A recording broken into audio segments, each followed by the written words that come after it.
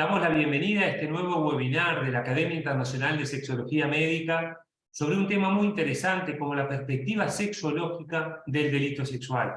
Y hemos convocado para esto a la académica doctora Adriana del Pilar Arcilla, que es médica especializada en educación sexual de la Universidad de Caldas, es máster en terapia sexual y de pareja de la Fundación Sexpol de Madrid, es magíster en filosofía de la Universidad de Caldas y es quien coordina la especialización de sexología clínica de la Universidad de Caldas en Manizales, Colombia. Así que es un lujo tenerte con nosotros, Adriana, en este nuevo webinar. Queremos agradecer por tu participación, también agradecer, como siempre decimos, a la industria, al Laboratorio Bayer y Eurofarma, que nos acompañan en la realización de los webinares, y un lujo tenerte con nosotros, Adriana. Muy buenos días para todas las personas que están en el webinar y especial agradecimiento, doctor Santiago, por esta invitación para manejar este tema que es bastante controvertido, polémico, pero que finalmente también tiene mucho que ver con la salud, ¿sí? La salud sexual. Perfecto. Bueno, Adriana, adelante. Bueno, entonces la idea es presentar una serie de observaciones que he podido realizar en el trabajo en pacientes que, bueno, han sido víctimas de abuso sexual, pero también desde el otro lado en personas que han sido acusadas del delito sexual. Y realmente lo que uno encuentra es que esa tipificación de una conducta sexual no es algo objetivo, no es algo claro y pasa por una serie de, digamos, de subjetividades que van a ocasionar luego problemas tanto en la misma víctima que se ve sometida a procesos de juzgamiento y bueno, y también para la persona que comete la infracción. Entonces, la idea es mirar que no es tan claro. A ver, en el área de la medicina, nosotros fundamos nuestros, digamos, conceptos. Bueno, la anemia la podemos definir cuando la hemoglobina está de determinada cifra hacia abajo.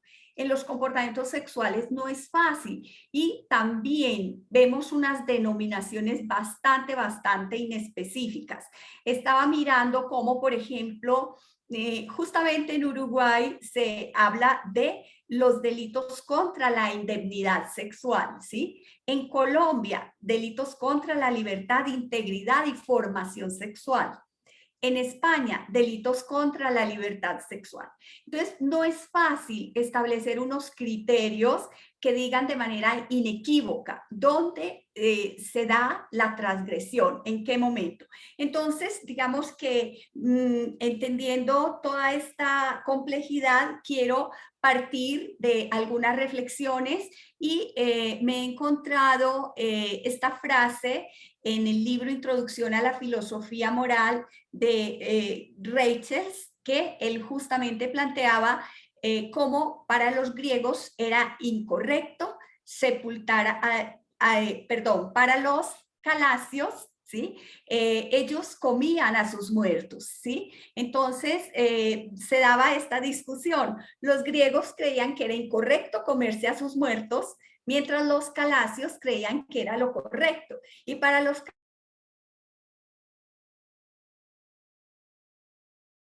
entonces vemos cómo un comportamiento, una conducta puede ir cambiando dependiendo de los lugares, de las épocas. Y esto hay que tenerlo en cuenta justamente en el delito sexual. Vamos a mirar cómo las leyes jurídicas, digamos, los códigos penales son leyes externas y la moral es una ley interna.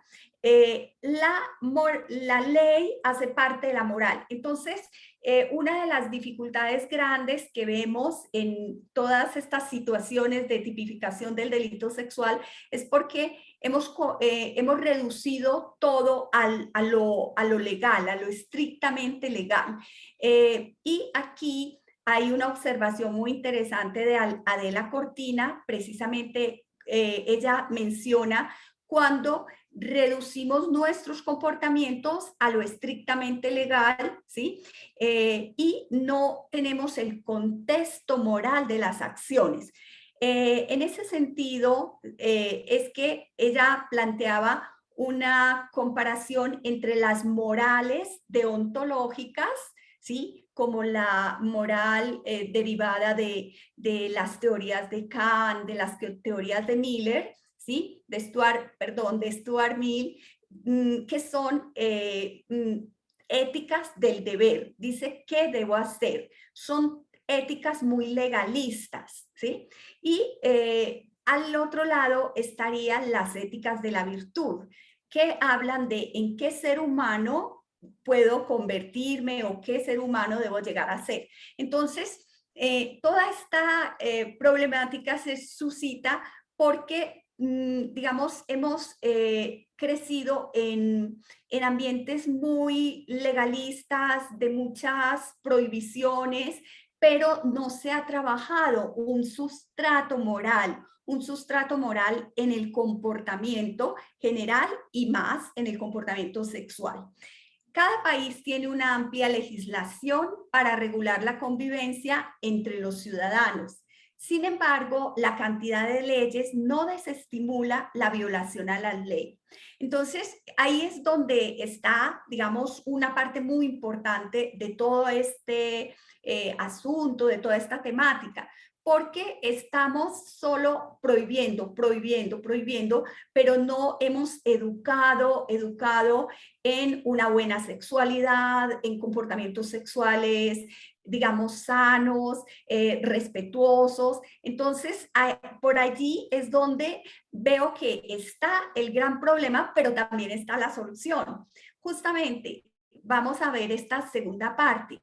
Sin la voluntad de los ciudadanos para obedecer las normas, sin un sustrato moral que le dé sentido al cumplimiento de ella, se podrán dictar infinidad de prohibiciones y prometer castigos severos sin resultado. Y eso es lo que nos está ocurriendo. Por ejemplo, en nuestro país, en Colombia, el delito sexual ha venido aumentando penas, inicialmente 3 años, 5 años. Ahora, una persona que comete un delito, entre comillas, puede pagar 14 años de cárcel, incluso 20 años, superior a las condenas por otros delitos, por ejemplo, el asesinato. Y eso manda un mensaje muy contradictorio, porque la vida vale menos que, digámoslo, no quiero ser simplista ni reduccionista, pero que un tocamiento. Entonces es lo que uno empieza a ver, que hay una cantidad de contradicciones que dificultan más toda esta situación. Bueno, entonces finalmente, digamos, recogiendo esta primera parte, el trabajo sería más en educación moral, en una moral de la virtud, ¿sí?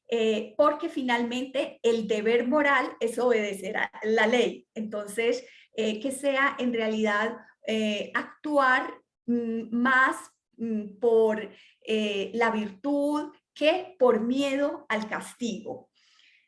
Este es un abogado chileno que ha trabajado mucho, y en esta conferencia yo tomaré varias cosas de Bascuñán, y él menciona justamente, es difícil que exista otro ámbito del derecho penal más íntimamente relacionado con el problema de las relaciones entre el derecho y la moral que el de la definición del comportamiento sexual punible. Entonces, ¿qué en realidad es lo que se censura al momento de, digamos, tipificar un delito sexual? ¿Cuál es la falta? ¿Qué es lo que se está señalando? ¿Sí?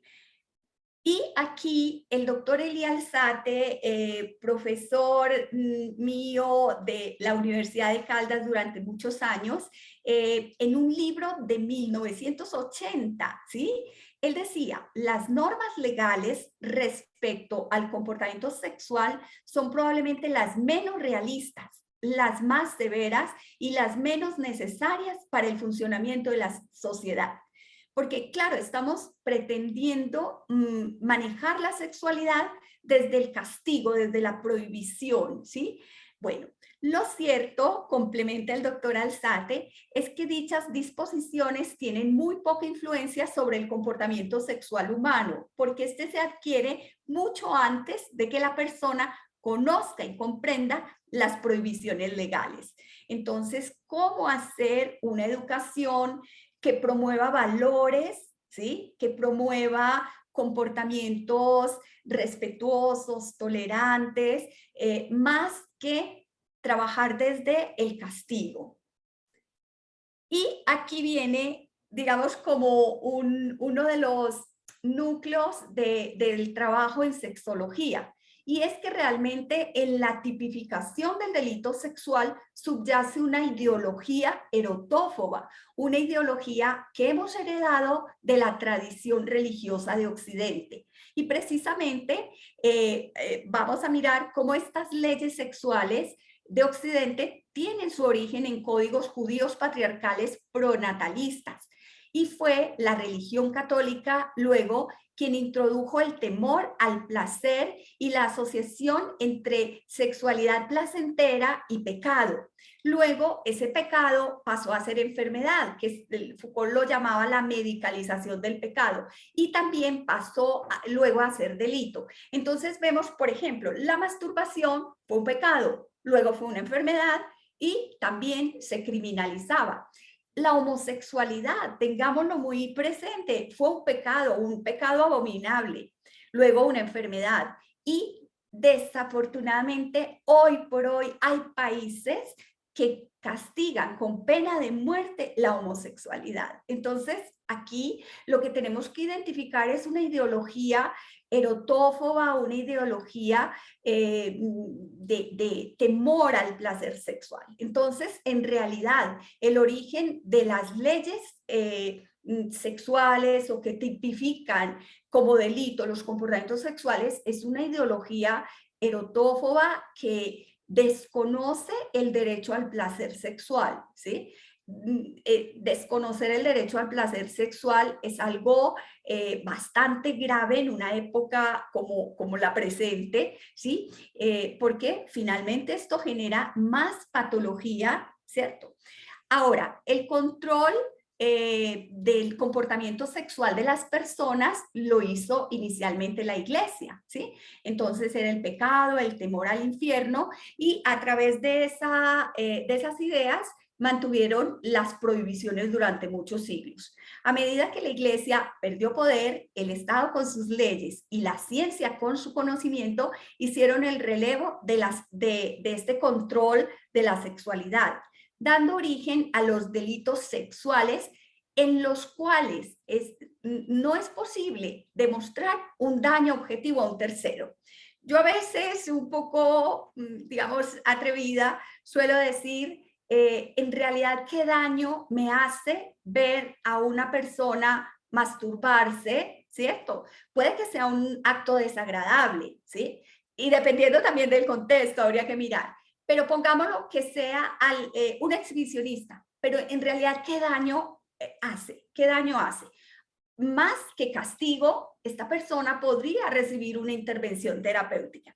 Por ahí es por donde quiero que podamos mirar las cosas, ¿sí? Existe un amplio polimorfismo en los delitos sexuales. Esto es innegable. Hay desde actos crueles, inhumanos, ¿sí? Bueno, la violación. La violación es un acto cruel, inhumano. Violación con asesinato, no digamos más. Pero también hay incidentes pueriles, ¿sí? Hay incidentes pueriles, incluso yo diría que hasta accidentales, y hoy se miran como si fueran verdaderos delitos, como si fueran crímenes abominables, y estamos convirtiendo personas en delincuentes que realmente no lo son. Me gustó mucho esta frase de Primo Levi en un libro pues relativamente reciente, de Esto es un hombre. Él escribe respecto a su permanencia en un campo de concentración nazi, y él mencionaba: los monstruos existen, pero son demasiado pocos para ser verdaderamente peligrosos. Son más peligrosos los hombres comunes. Si nosotros vemos las estadísticas de abuso sexual, eh, es muy difícil encontrar un abusador sociópata. Los hemos tenido, ¿sí? Los hemos tenido. Aquí en Colombia hay un personaje de ingrata recordación que es Garavito, que asesinó a más de 190 niños, ¿sí? Es terrible, los monstruos existen, pero la mayoría de abusos sexuales se cometen en las casas, en los hogares, donde los niños están supuestamente protegidos y por los familiares. Pero ahí es donde me parece muy interesante y que como profesionales de la salud debemos entrar como a revisar las cosas y verlo como una patología de la familia, de la sociedad. ¿Qué está pasando en las familias que se dan esta serie de eventos, de situaciones? Bueno, aquí viene el otro lado, continuar promoviendo la imagen social del agresor sexual como un monstruo peligroso e incorregible genera respuestas poco eficaces como el endurecimiento de las penas o la cadena perpetua, lo cual puede desencadenar más problemas de los que pretende solucionar. Y mira, yo trabajo con regularidad en un centro penitenciario y veo los dramas que se suscitan, que ya vamos a ver. El tema de las falsas denuncias, esto es una consecuencia de no ver el delito sexual o ver estos comportamientos sexuales censurables de una manera más amplia, solo pensar en la criminalización y en el castigo. Y lo que les mencionaba, aquí en Colombia se ha venido debatiendo que si la cadena perpetua, incluso pena de muerte, ¿sí? Y lo que vemos es que esto va generando unos problemas mucho mayores, ¿sí? Que los que inicialmente se presentan.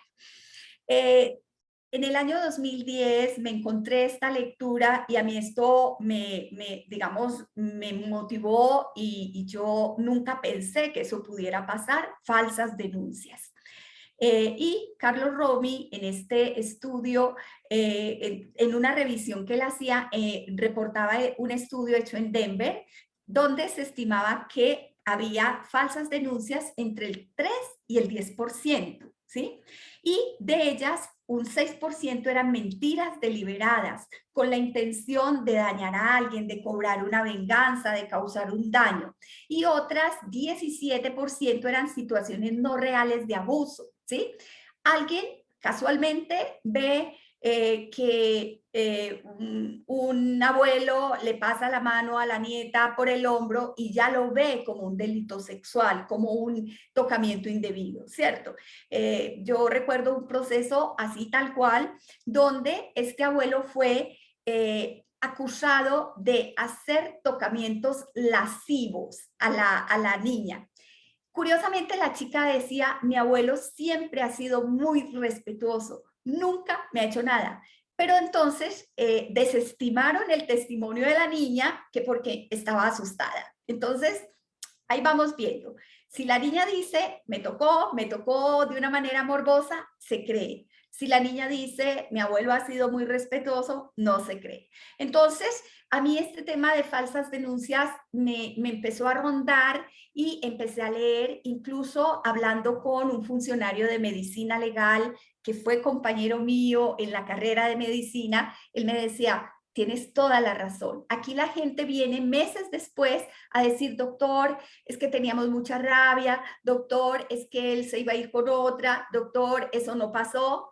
Y aquí en nuestro país, no sé qué ocurre en otros países, no existe desistimiento, ¿sí? Ya el acusado, acusado y condenado, porque no hay derecho a un juicio.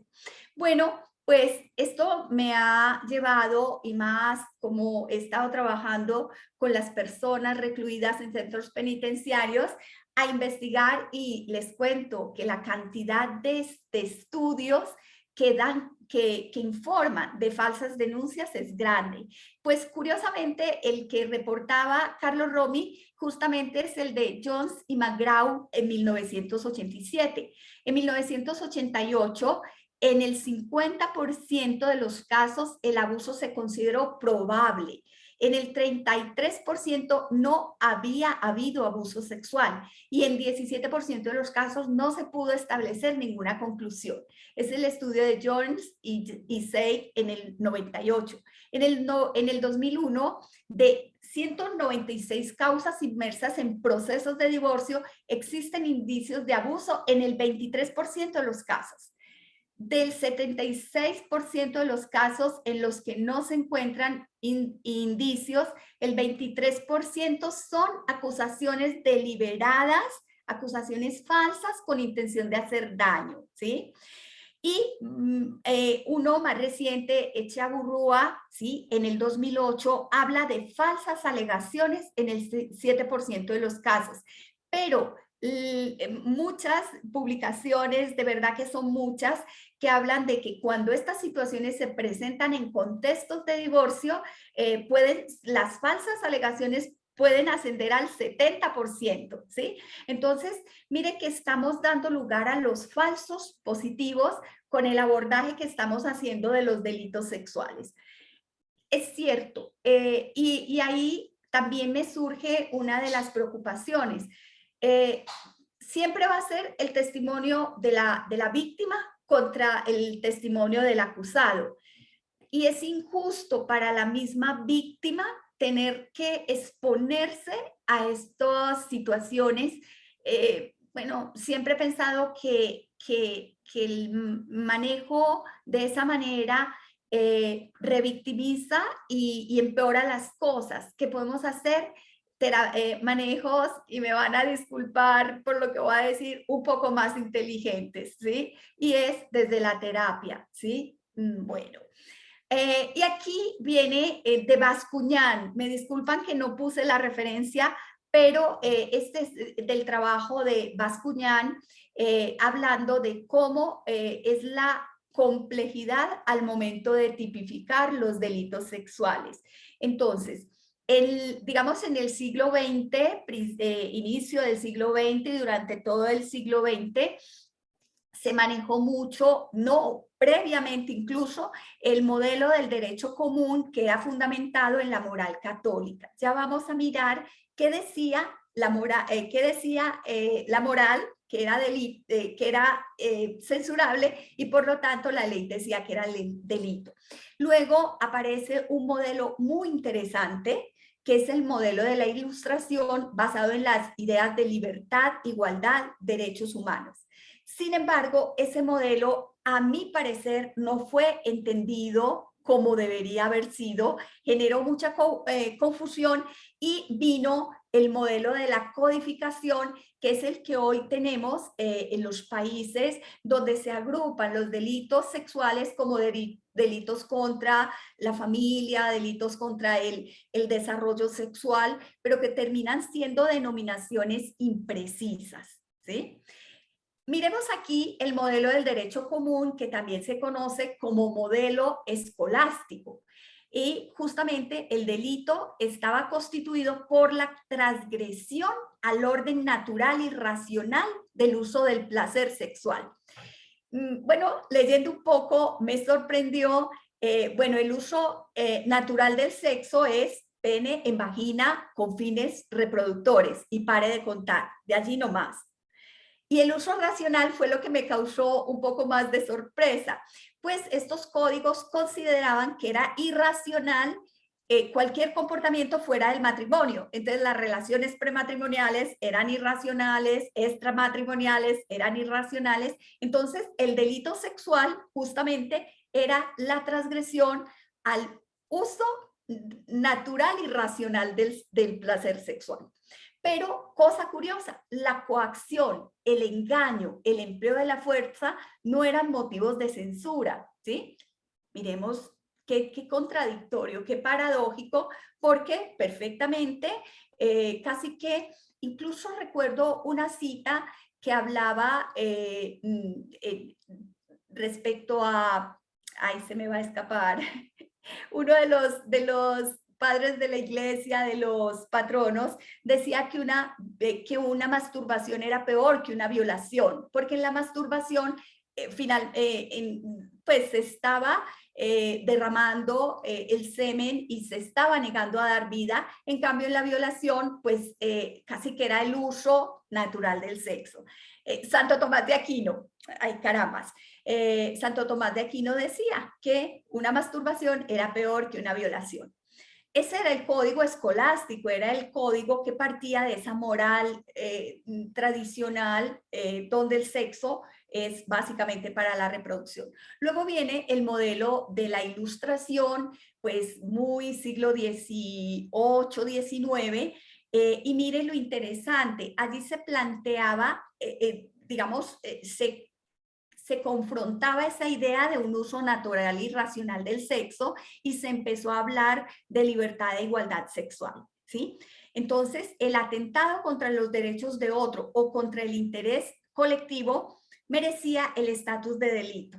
Sin embargo, no era fácil definir cuál derecho o qué derechos tenemos en sexualidad, en el desarrollo sexual, en la libertad sexual. Entonces venía todo este tema de la obscenidad, de la pornografía. Entonces no era fácil ante tanta subjetividad. Entonces vuelve como a traerse algunas ideas escolásticas, ¿sí? El modelo de la codificación, que es el modelo que actualmente tienen la mayoría de los códigos penales vigentes en torno a delito sexual, entender, bueno, aquí ofrezco disculpas porque no soy conocedora del derecho, pero hemos trabajado con algunos abogados y empezado a comprender un poco sus terminologías, pero es saber que hoy en día vuelve a haber confusión porque se reintroducen los conceptos escolásticos. Se emplean terminologías como atentados contra el pudor, el orden de la familia, la honestidad. Y vamos a ver que son conceptos que no son tan, digamos, tan transparentes, ¿sí? Se habla de abuso deshonesto, delitos contra el honor, delitos contra las buenas costumbres, delitos contra el pudor. Todas estas denominaciones son imprecisas y reflejan esa ideología erotófoba, esa ideología que censura el bienestar o el placer sexual. Entonces, aquí como muestra, como decimos, un botón, lo imprecisas que son estas denominaciones. Por ejemplo, honor, el honor. El honor tiene un significado diferente para la mujer y para el hombre, ¿sí? Por lo menos esto era hasta finales del siglo pasado y ahora todavía uno encuentra personas muy apegadas como a estas denominaciones. El honor en la mujer está muy relacionado con la virginidad y la pureza. Los actos contra su honor tenían como consecuencia la pérdida de la virginidad, que era un daño irreparable que aunque ameritaba castigo al violador, la mujer era la que más perdía porque ella perdía todo su valor, ¿sí? Y mire que justamente la mujer era vista como un objeto, una posesión de los hombres. Entonces, si era hija y era, entre comillas, deshonrada, su padre perdía, llamémoslo, un bien. Pero si es el esposo, ¿cierto? Entonces, la mujer, una vez perdía el honor, nunca lo recuperaba, ¿sí? Nunca lo recuperaba, ya era una mujer deshonrada. En cambio, el honor en el hombre tenía, incluso tiene otro significado, ¿sí? Y es que su compañera no le sea infiel, ¿sí? Porque si ella le es infiel, lo está deshonrando, pero él sí puede recobrar el honor, ¿sí? Y como es repudiando a su mujer o incluso en algunas situaciones asesinándola. En Colombia, en la exoneración de la pena al esposo uxoricida, estuvo vigente hasta el año 1980, hace 40 años, ¿sí? El hombre impunemente podía asesinar a la mujer y recuperaba el honor. Entonces, vemos pues lo subjetivo que es. El término víctima sí que tiene unas implicaciones muy curiosas. Víctima en los códigos, digamos, premodernos, significaba no culpable. Por esta razón, la mujer tenía que demostrar que no había probado la agresión. Ella es inocente, ¿sí? Entonces, por eso el reclamo de por qué andaba con este vestido, por qué estaba en este sitio a esta hora, ¿sí? Entonces, en esta tradición patriarcal, la mujer, lo que comentaba ahora, es una mujer objeto susceptible de ser poseída como bien, y el daño ocasionado era en realidad la desvalorización de la propiedad del hombre. Bueno, ya en los códigos modernos, víctima es a quien se le vulnera un derecho, ¿sí? Sin embargo, seguimos con la percepción previa de víctima y por eso en los juicios que los vemos, bueno, es que ella estaba bebiendo unas copas, es que ella se vistió de esta manera, es que ella caminaba de manera provocativa. Entonces, claro, en el delito sexual ocurre algo muy curioso, que la víctima tiene que demostrar que no fue culpable, lo que no ocurre en ningún otro delito. Bueno, precisamente todos esos significados, llamémoslo ambiguos, llevaban a cosas, bueno, voy a utilizar la palabra aberraciones, como la exoneración de la pena por violación si el agresor se casaba con la víctima. Eso ocurrió aún en nuestro país hasta mediados del siglo pasado, ¿sí? Y llevó a una situación que se llamaba el matrimonio por rapto, ¿sí? Entonces, bueno, ella no accedía digamos, al coqueteo y él finalmente la poseía y podía casarse con ella. Bueno, y mira esta otra, digamos, situación que se presentaba con el concepto de víctima en códigos premodernos. La mujer que se dedicaba al trabajo sexual, que antes se mencionaba la mujer pública, no podía ser violada, porque es más, pues ya ella era una mujer pública, ¿sí? Y no había ningún delito. Total, cierto.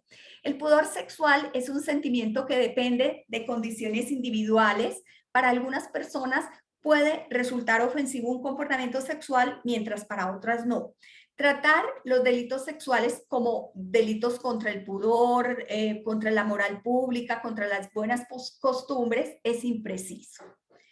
Bueno, y aquí esta otra parte me pareció muy interesante, unas lecturas de Martha Nussbaum, donde habla de las emociones en la tipificación de los delitos y en particular de los delitos sexuales. Y habla, por ejemplo, de la repugnancia, la culpa, la vergüenza, ¿sí? Pero en especial tomemos la repugnancia, ¿sí? La repugnancia es una de las emociones más determinantes en el comportamiento sexual. Pero entonces preguntémonos, ¿por qué nos repugna ver a alguien masturbándose? ¿Por qué nos repugna el incesto? A ver, se entiende que la repugnancia es una emoción que busca protegernos de cosas muy peligrosas, bueno, voy a decir de contaminantes, de venenos, pero en realidad terminamos teniendo repugnancia a cosas que son inofensivas y nos lleva a cometer actos de discriminación, actos que finalmente terminan siendo repugnantes, ¿sí? Los desencadenantes de la repugnancia corresponden a cosas que no ofrecen peligro real. Sin embargo, se tienen en cuenta para determinar qué es obsceno, ¿sí?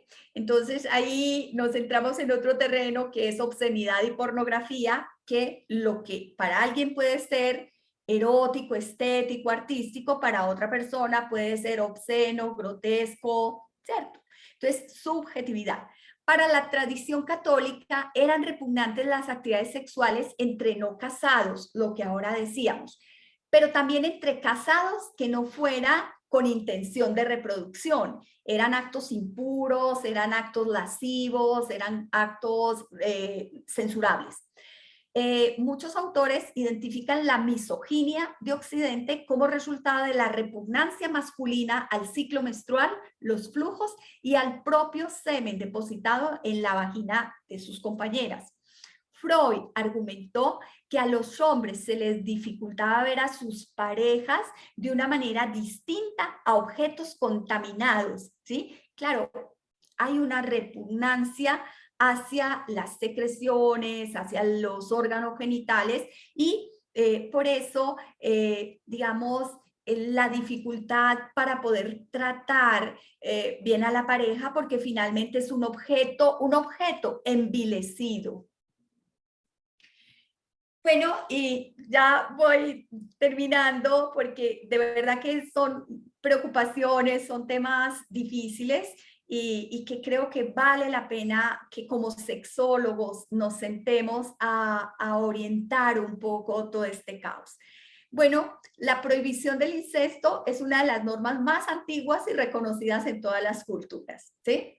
La palabra incesto despierta intensas reacciones de repugnancia, temor, rechazo, crimen atroz, delito grave. Sin embargo, es curioso, la penalización, por lo menos en nuestro país, no es grande para el incesto y no está entre los delitos sexuales, sino delitos contra la familia, ¿sí? Qué bien protege la ley al castigar el incesto. Si las relaciones incestuosas no tuvieran fines procreativos, deben seguir siendo censuradas. Bueno, yo creo que son preguntas que no son fáciles, pero que los sexólogos tenemos que empezar a plantearnos.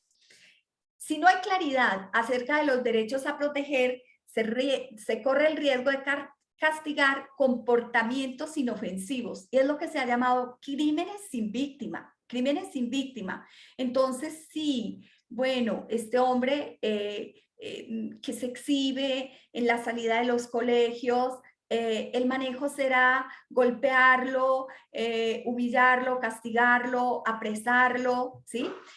Bueno, y esto también, ¿qué mensaje manda a la sociedad? Bueno, si lo podemos ver como un ser humano con problemas de mentales, problemas de personalidad, podemos ofrecer un tratamiento. Las prohibiciones excesivas, lejos de desestimar los comportamientos inadecuados, lleva a transgresiones, ¿cierto? Muy frecuentes y finalmente a la pérdida de credibilidad en la ley. Bueno, yo creo que estas eran pues como mis planteamientos, no sé, doctor Santiago, si hay preguntas, comentarios, me parecería fundamental poder escuchar los comentarios.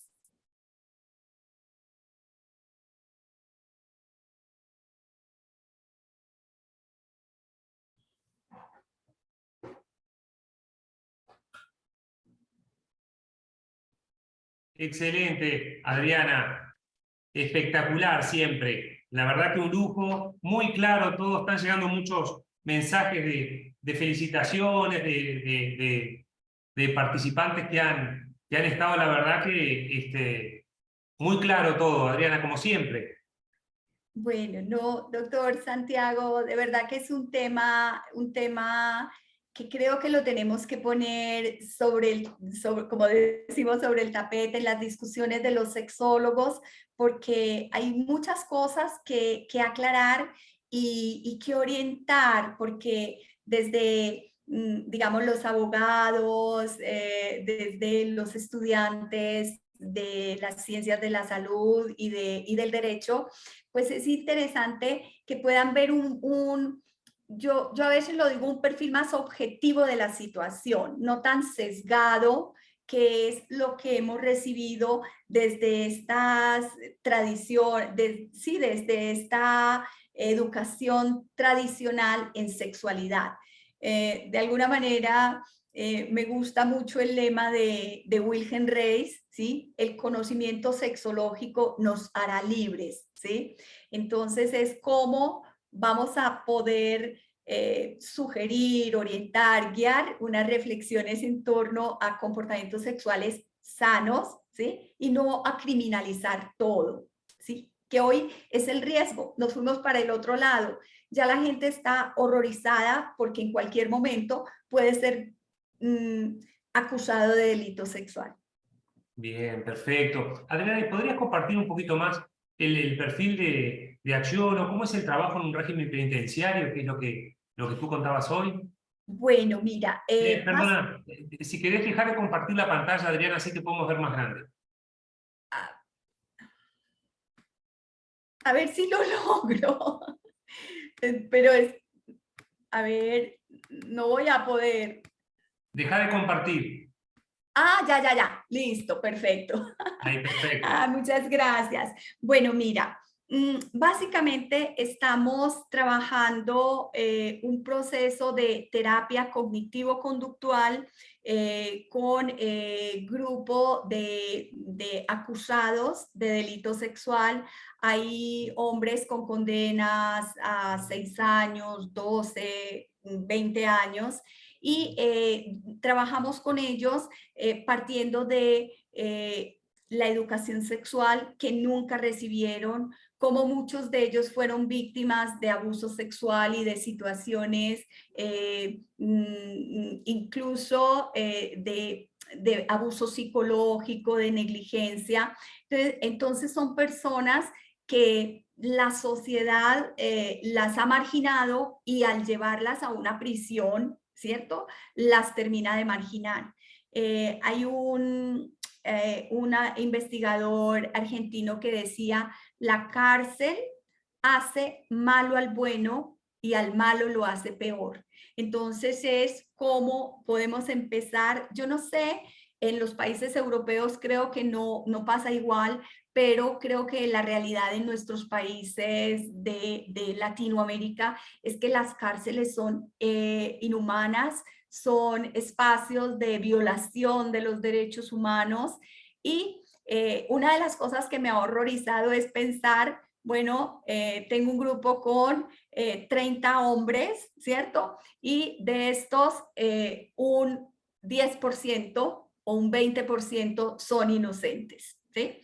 Entre el trabajo que se hace con ellos hay digamos, un capítulo donde ellos deben pues como casi que admitir el delito y la verdad es que el 50% lo admiten, hay otro 50% que no lo admiten, pero uno sabe que de ese 50% en realidad hay un porcentaje de inocentes. Y esto, cuando trabajo con mis estudiantes, yo siempre les digo, mire, es muy grave no ver el delito que ocurre, pero es más grave ver delito donde no hay delito.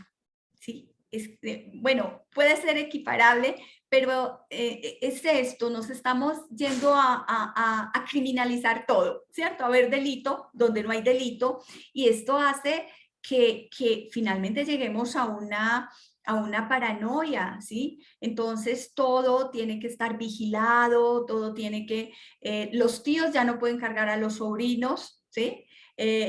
Una persona no puede ser amable con un niño porque qué intención tendrá. Entonces estamos viendo demasiada maldad donde probablemente no existe. Creo que es hora como de recomponer y que de verdad los sexólogos podamos hablar del delito sexual, bueno, de conductas, llamémoslo así más bien, de conductas sexuales indebidas y cómo podemos lograr una educación sexual hacia el respeto, hacia el reconocimiento de los derechos del otro, hacia el consentimiento, que sepamos en realidad qué es el consentimiento.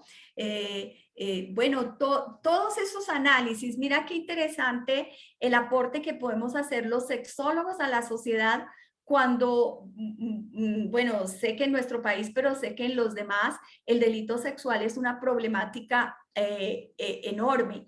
Te cuento que aquí en Colombia las condenas, las personas por delito sexual En la cárcel a la que yo acudo son más o menos 1.500 internos, 1.500, y de ellos 300 están por delito sexual, De 300. 1.500 300.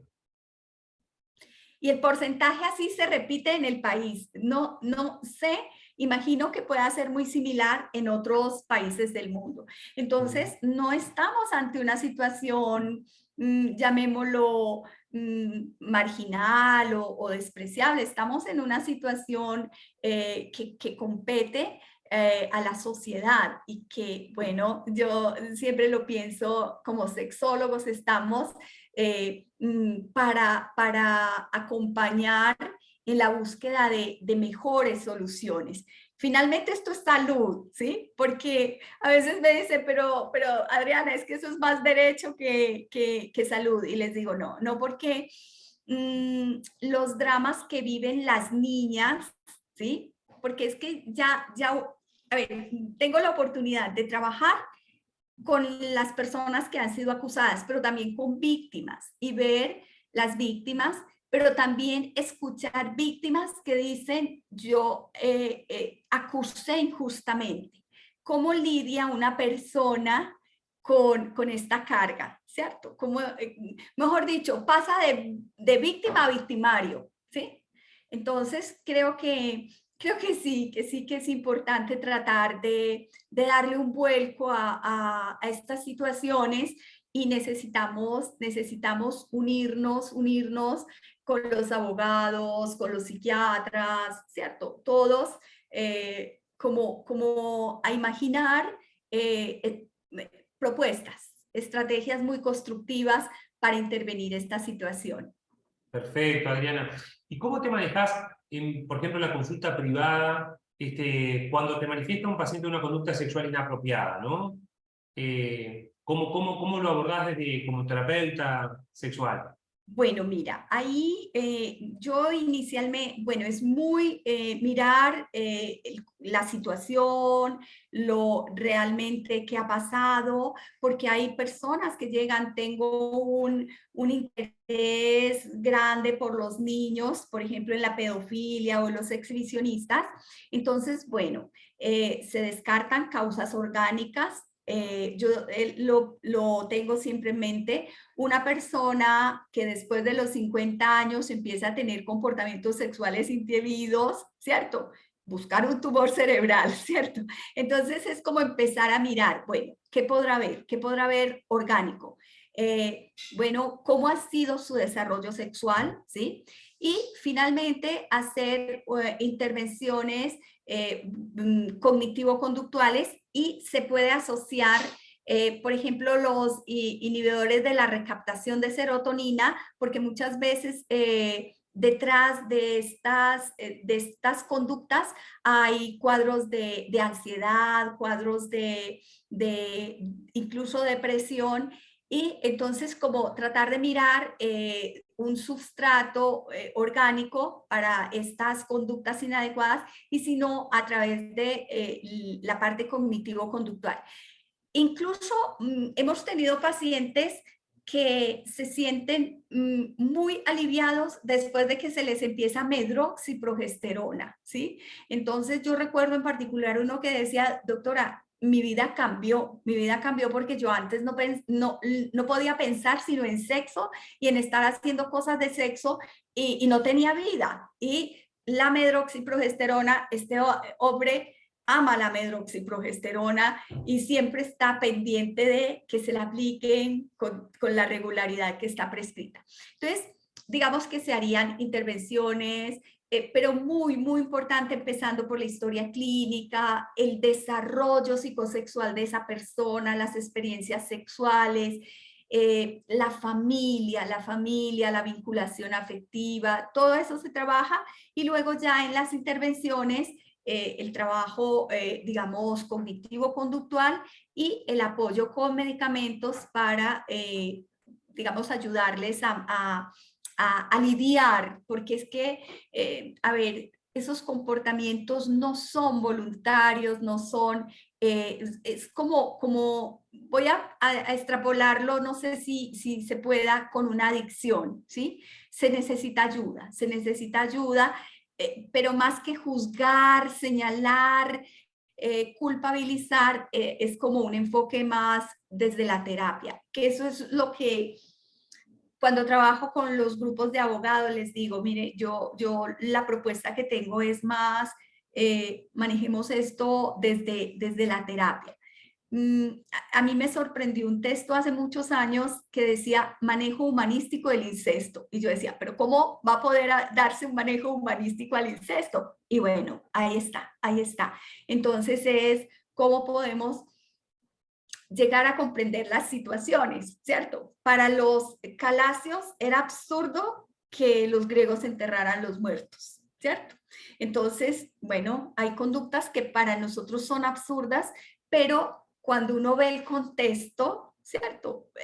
Lo entiende y ya no lo juzga y no lo critica, sino que puede buscar alternativas para cambiarlo, que es en últimas lo que pienso que podemos hacer. Bien. Viste que hay como muchos elementos que, diría, bueno, los elementos de buen o mal pronóstico a la hora de abordar este tipo de pacientes, uno desde la medicina sexológica o de la sexología médica, cómo poder, el paciente lo primero, o la pareja que lo trae a la consulta, por ejemplo, un exhibicionista, un pedófilo, ¿qué elementos pronósticos podemos tener a la hora de elencar y establecer el contrato terapéutico ¿no? ¿Qué identificas tú en cuanto a tu experiencia, Adriana, en cuanto a los elementos de buen o mal pronóstico a la hora de comenzar el tratamiento con un paciente con una conducta sexual inapropiada?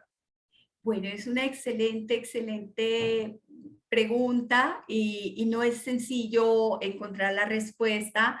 Eh, usualmente digo, mire, la pedofilia como una parafilia o como un comportamiento sexual inadecuado no se va a curar, eh, como la diabetes no se cura, pero los vamos a tratar, ¿cierto? Entonces son personas para mantener como en un seguimiento, en un control, te voy a ver cada mes, te voy a ver cada 3 meses, te voy a ver cada 6 meses, y entonces no perderlos de vista. Tú decías algo muy cierto, generalmente son las parejas las que vienen a la consulta, entonces cuando hay un entorno familiar o social que acompaña, hay mejor pronóstico porque hay un apoyo social, hay un apoyo social.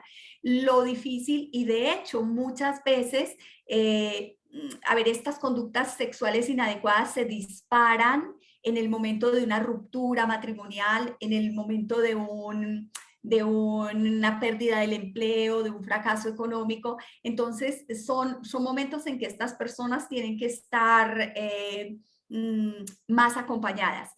Y un criterio que se ve, incluso las personas que han trabajado delito sexual identifican unos factores estáticos y unos factores dinámicos. Los dinámicos son más, digamos, son los trabajables, ¿cierto? Cuando hay cosas de personalidad, cuando hay aspectos que puede darse, y por eso el planteamiento de los monstruos existe. No podemos perder de vista esa situación, puede darse. Yo considero que hay personas que son incurables y que deberían estar en instituciones. Realmente no es fácil, estas personas, pero la inmensa mayoría, si me preguntaran cifra, yo me arriesgaría a decir que menos del 10% tienen una patología severa de base.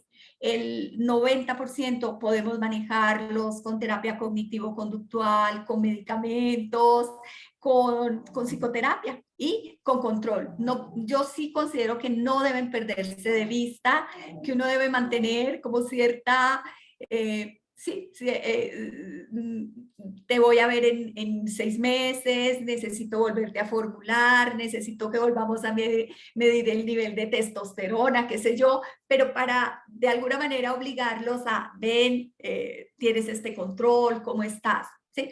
Pero es cierto, es cierto, no es pensar que una persona que tiene una pedofilia se va a curar. Perfecto, clarísimo, clarísimo. Adriana, bueno, muchísimas gracias por la generosidad de tus conocimientos, por la claridad de la exposición, por participar de este webinar desde la Academia Internacional de Sexología Médica. Muchas gracias y ha sido un gusto escucharte como siempre. A ti, doctor Cedres, Santiago, muchas gracias y bueno, nos estaremos viendo en los futuros webinares. Muchas gracias. Perfecto. Recordamos a todos que queda colgado en la página web de la Academia, en el canal de YouTube de la Academia y en todas las redes, así poder descargarlo y escucharlo todas las veces que queramos. Adriana, muchas gracias. Muchas gracias y muy buen día. Un beso grande, nos vemos en la próxima. Feliz fin de semana. Adiós. Chao, chao, igualmente.